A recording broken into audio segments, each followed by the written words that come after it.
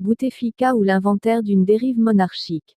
Depuis l'indépendance de l'Algérie, en 1962, Abdelaziz Bouteflika est aux commandes du pays, excepté sa traversée du désert de 1981 à 1998. Une année comme ministre de la Jeunesse et du Tourisme puis 16 années comme ministre des Affaires étrangères, et numéro 2 du régime de Boumedienne de 1965 à 1979, il occupe par la suite le poste de ministre d'État sous Chadli pendant une année. Depuis 20 ans, il est président. Sous le règne de Boumedienne, Abdelaziz Bouteflika était le second du grand dictateur. Ils ont fait de l'Algérie un État qui reposait sur un bâton en acier, la terrible sécurité militaire. Économie de la rente et chape de plomb, prends ton bout de pain et ferme ta gueule. Pendant ce temps-là, Messaoud Zeghar, Abdelaziz Bouteflika et quelques autres privilégiés faisaient fortune dans ce pays décrété socialiste pour les masses populaires. Chadli Benjedid réglera des comptes en mettant en prison le premier et en faisant traverser un grand désert au second en le faisant poursuivre par la Cour des comptes, ce qui le poussera à l'exil. En 1999, comme par miracle, Abdelaziz Bouteflika profite d'une alternance clanique et revient au pouvoir comme chef de l'État. On ne pourra pas citer toutes ses grandes réalisations durant ces 20 années de règne en quelques paragraphes, mais on peut faire part, brièvement, de quelques-unes, à commencer par la corruption. La corruption est devenue une valeur sûre, ce ne sont pas les corrupteurs et les corrompus qui ont à craindre des sanctions pénales mais ceux qui essaient de s'y opposer. La délinquance gagne aussi sur le terrain des valeurs. L'un des symboles de cette corruption, et délinquance, Chakib Relil, totalise plus de 750 000 mentions j'aime sur sa page officielle de Facebook. Et c'est un très proche du président. Les services de sécurité et la justice semblent vivre en symbiose avec ces nouvelles valeurs sociétales. Après tout, c'est logique qu'ils se mettent à la mode, ils font partie du peuple. Le système politique est d'ailleurs très performant en matière de corruption de masse. C'est ainsi qu'il a pu se constituer une clientèle importante qui négocie des avantages à l'approche de chaque élection, aussi bien au niveau de catégories sociales ou professionnelles, de secteurs, que dans une logique régionaliste ou confessionnelle. Même si des pans de cette clientèle semblent se réfugier ailleurs à l'occasion de ce 5e mandat, il n'en demeure pas moins qu'une certaine clientèle continue de s'accrocher à ce qu'elle perçoit comme une source de profit. La santé et la médecine ont déserté les hôpitaux, c'est un secteur complètement délabré. Cela fait les affaires des rabatteurs des cliniques privées. La nomenclature des médicaments importés ne cesse rétrécir, des pénuries à répétition. La secte au pouvoir s'en fiche, ils se soignent, eux, et meurent, même, en Europe ou en Amérique, pris en charge par la CNAS et l'État. L'économie a pour oxygène la rente pétrolière et gazière. Cette dernière sert fondamentalement à maintenir le régime en place depuis l'indépendance du pays.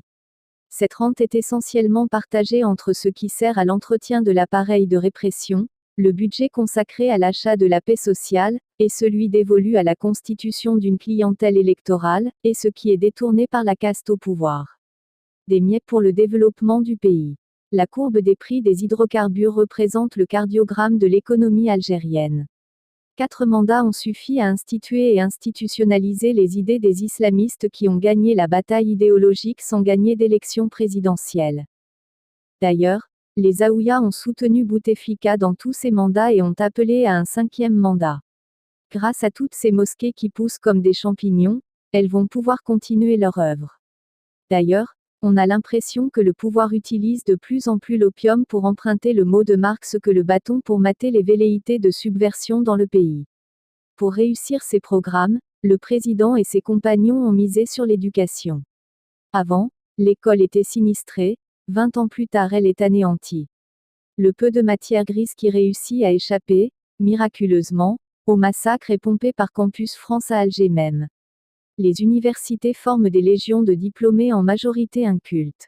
Parmi ces lieux de savoir et de recherche, il y en qui se transforment en zaouïas qui ne s'occupent sérieusement que de la morale islamique de leurs étudiants. D'ailleurs, il n'y a que la dimension islamiste qui réussit dans ce système avec comme conséquence l'abolition du sentiment national. Islamisme et nationalisme sont incompatibles. La conscience sociale, quant à elle, s'est effritée au fil des années.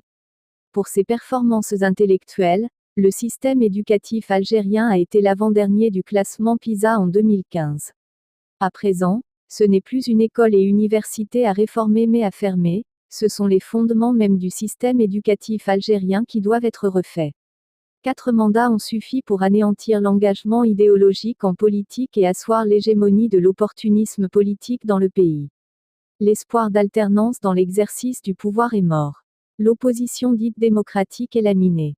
On voit actuellement des femmes et des hommes qui se prévalaient de cette tendance se rallier à la candidature d'un général et se ranger derrière lui dans l'espoir de déloger Abdelaziz Bouteflika de la présidence. Pour la propagande électorale, ce sont les méthodes du système, ils n'essayent même pas de convaincre, ils veulent faire taire toute voix discordante. Les candidats ne sont pas en quête d'électeurs, c'est l'allégeance de la population qui est attendue. La police politique est déjà à l'œuvre dans les médias et les réseaux sociaux. Une des réussites d'Abdelaziz Bouteflika est la sacralisation de son personnage. Le code pénal est éloquent, on ne parle pas d'outrage mais d'offense au président de la République. C'est le même terme qui est utilisé pour le prophète et les envoyés de Dieu. Ces délits figurent dans le même article, 144 bis et 144 bis 2. Cette sacralisation est aussi dans l'après-Bouteflika, on parle de succession et non d'alternance démocratique. On peut penser aux monarchies mais dans ce mode de gouvernement, la succession est décidée dès l'accession au trône du monarque.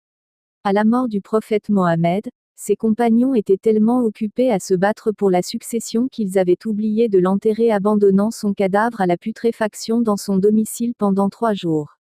En Algérie, la bataille pour la succession à Abdelaziz Bouteflika dure depuis des années mais aucun de ses compagnons n'a réussi, pour le moment, à s'imposer comme calife. Si jusque-là, on a empêché ce personnage sacré de se reposer ou de mourir, je crains que les prétendants au califat ne s'étripent encore pendant des années et oublient leur maître. Abdelaziz Bouteflika a encore besoin de 5 ans comme chef de l'État qu'il dirige déjà par procuration pour asseoir définitivement au sein de la population la suprématie du fantasme arabe les nombreuses vierges éternelles du paradis sur le rêve américain ou l'idéal révolutionnaire français, qui a enfanté la Déclaration de droits de l'homme. Il aura aussi le temps d'achever l'Algérie. De toutes les façons, avec un calife ou un messie, on ne sera pas mieux loti. Le mal est très profond. Il faut espérer un miracle et un véritable processus démocratique pour sauver le pays. Auteur: Nasser Ait Ouali.